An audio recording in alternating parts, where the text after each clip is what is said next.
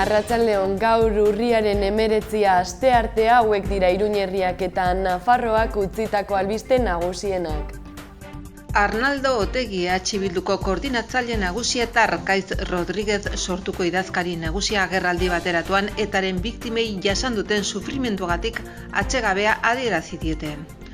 Osasun departamentuak datorren astelehenean hasiko du gripearen aurkako txertoa eta koronavirusaren aurkako 3. dosiarekin konbinatuko da 70 urtetik gorakoen eta arrisku oso handiko biztanleen artean. Landa Garapeneko eta Ingurumeneko departamentoa balantze positibo egin du Madrilen izan den Nafarroko barazkien astearen inguruan. Nafarroko administrazio auzitegiak bertan bera utzi du Zizur nagusiko udaleko plantilla organikoan idazkaritza, gazteria teknikari eta obretako langile lanpostuetarako euskera jakitaren eskakizuna.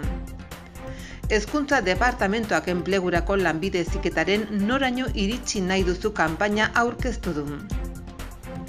Txibite lehendakariak hezkuntza inklusiboa berritzailea eta aukera berdintasunaren bermatzailea defendatu du ikasturtearen irekieran.